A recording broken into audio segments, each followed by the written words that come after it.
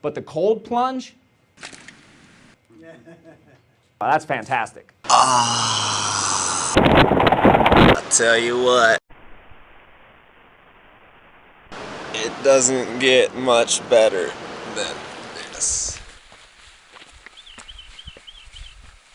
This is about how it usually is when I show up to camp. About this daylight. So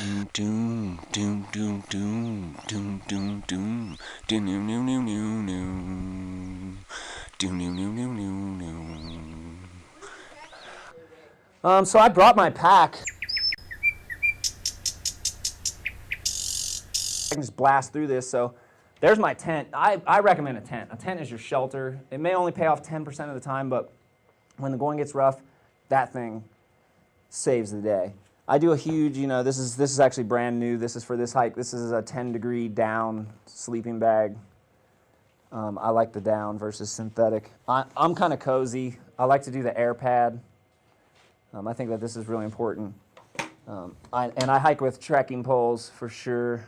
I don't do the super skinny poles because I don't want to break them. But carbon, really light. When it comes into backpacking, if you're going to get into ultralight, if you're going to get into being really comfortable in uncomfortable situations, you're going to have to ultimately wind up making your own gear or altering it in some kind of way that personalizes it when the going gets rough. So for me, I don't really like to hike with a shirt on, so I just sewed the shirt to the backpack. And that way it's just kind of like wearing a shirt. And I also like to have outside pockets, so I sewed some things on here. I did a lot of alterations to this bag. It should be called the Zergo. I did so many alterations to this thing.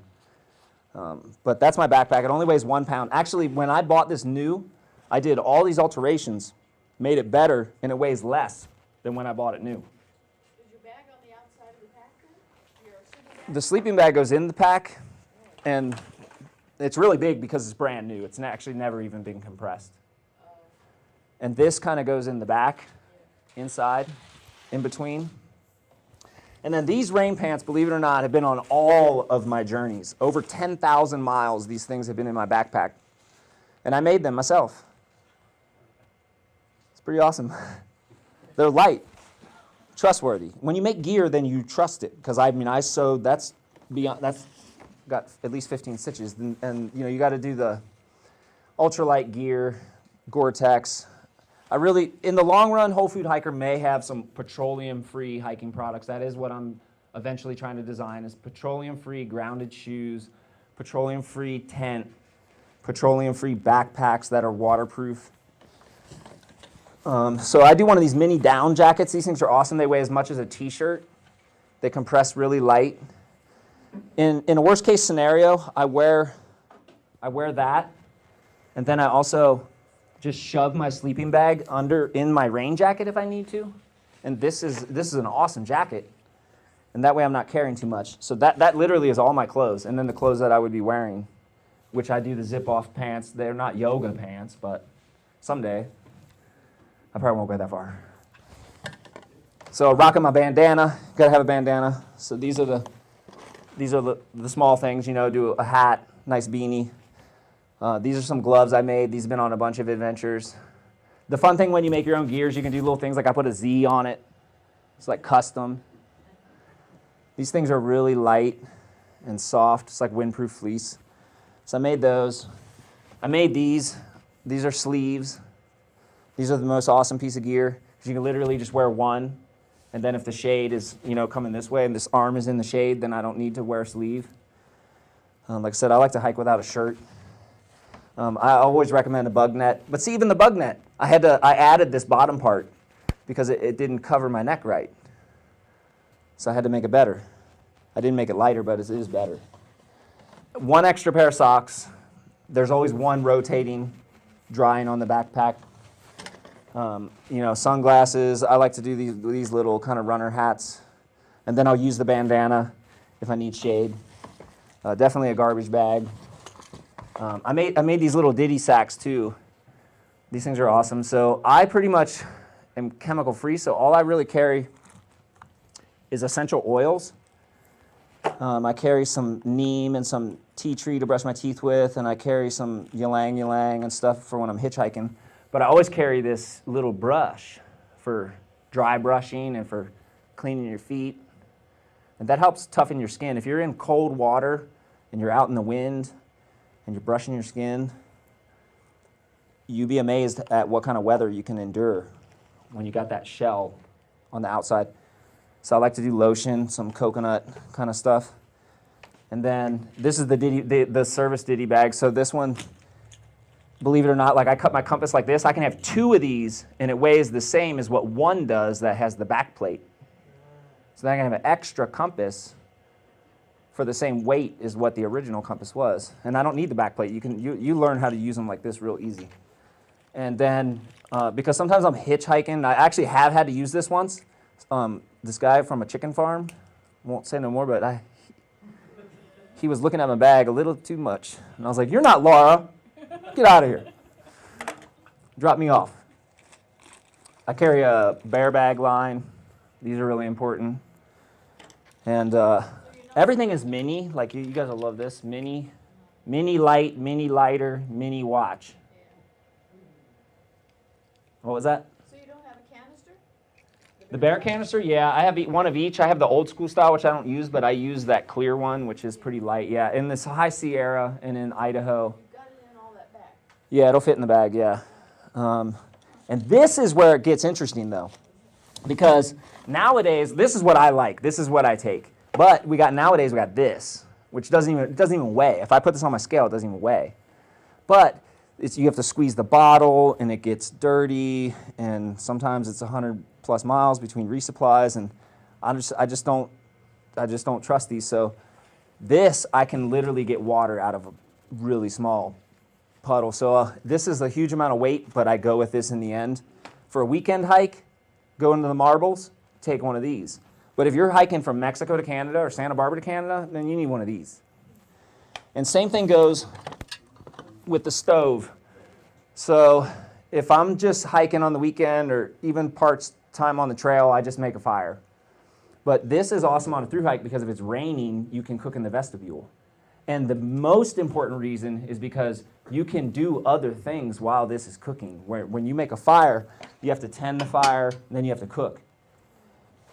So I carry the stove. Those are my 2 heaviest things. I carry one of these bags. This is kind of the food little sack.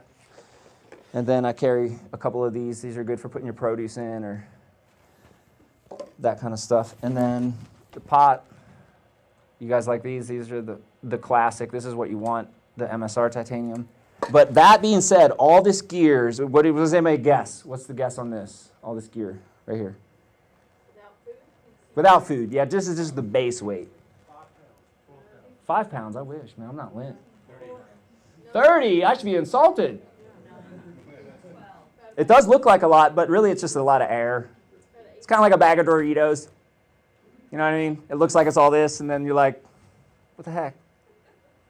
Not even full. 12 pounds. And like I said, I'm going heavy. I'm going with that's with this whole big stove, and that's with the air pad and the cush tent and the huge sleeping bag, and 12 pounds. And I figure, because look at how tall I am. If I was as tall as you guys, my pack would be 10 pounds. Because everything would be in the small and the medium. That's the other reason I like this one is because you can clean it real easy. Super crucial to clean it. Yeah, it's kind of ceramic. Yeah, it's an MSR Sweetwater. Yeah, these are awesome. These have been on all. What's that? Yeah, the rain jacket is just this shell. It's OR, Gore-Tex. I use it for the wind too. I do use it for my protection, but don't sleep in this. Don't sleep in this because the moisture. But yeah, other than that, and you don't want to use your rain fly directly over your sleeping bag either. But yeah, 12 pounds, it's not too bad. And like I said, that's rolling cush with everything double XL. So I think you guys could do all right. Really, nowadays, 10 or 12 pound backpack rolling cush is not that difficult. So average weight with food and water, what's your average weekday weight on the backpack? I'm a snack packer, so there's times where my food bag is 15 pounds. You know, if I'm going fresh produce, like when I did the 7 summits of the Siskiyou, I did all fresh. I went right from the farmer's market. And yeah, I mean, even I had more strawberries than what half of that gear weighs. And then there was the avocados and the broccoli and the radishes and everything else.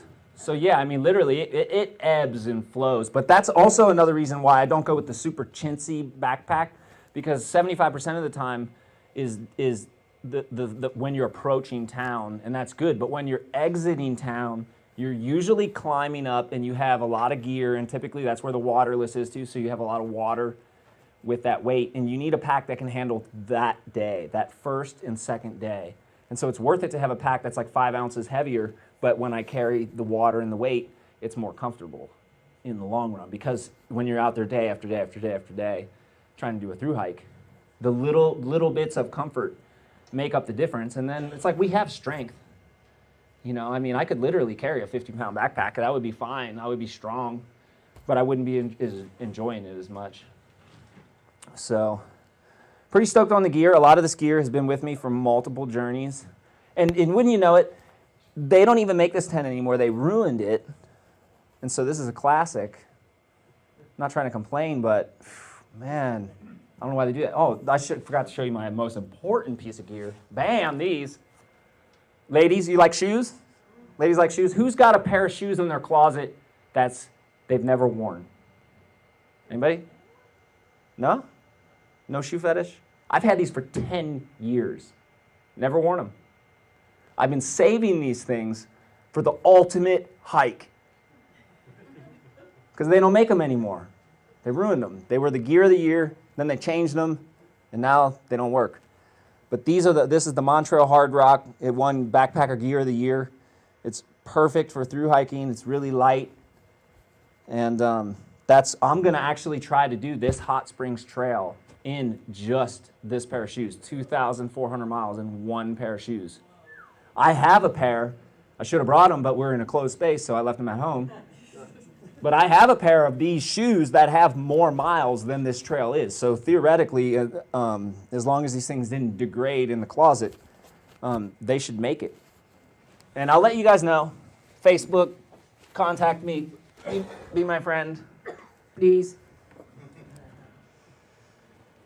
And I'll keep you up on that. Doom doom doom doom doom doom doom doom doom doom doom doom doom doom doom.